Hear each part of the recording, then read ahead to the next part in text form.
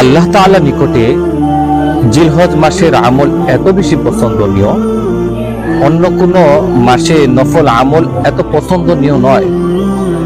মুসনাদ আহমদের মধ্যে এসেছেন, রাসূল করিম সাল্লাল্লাহু আলাইহি ওয়াসাল্লাম ইরশাদ করেন যে জিলহজ মাসের আমল এত বেশি আল্লাহ তাআলা নিকটে পছন্দনীয়, অন্য কোনো মাসে নফল আমল এত পছন্দনীয় নয়।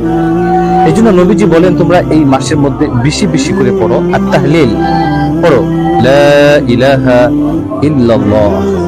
নবীজি বলেন এই মাসে তোমরা আরো বেশি বেশি করে পড়ো তাকবীর, আল্লাহু আকবার, আল্লাহু আকবার, এটা বেশি বেশি করে পড়ো।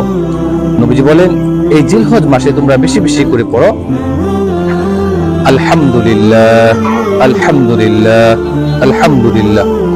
এর জন্য এই জিলহজ মাসের প্রথম 10 দিনে আমরা বেশি বেশি করে পড়ব আলহামদুলিল্লাহ, আল্লাহু আকবার, লা ইলাহা ইল্লাল্লাহ।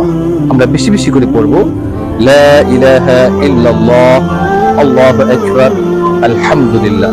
এই জিলহজ মাসে আমরা এই জিকিরগুলি বেশি বেশি করে করব ইনশাআল্লাহ।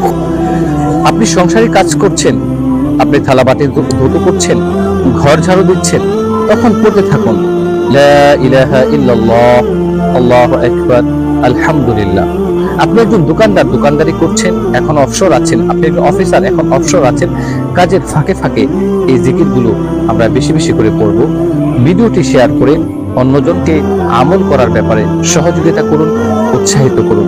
তাহলে এই জিলহজ মাসে এই 3টি জিকির আমরা বেশি বেশি করে করব, লা ইলাহা ইল্লাল্লাহ, আলহামদুলিল্লাহ, আল্লাহু আকবার।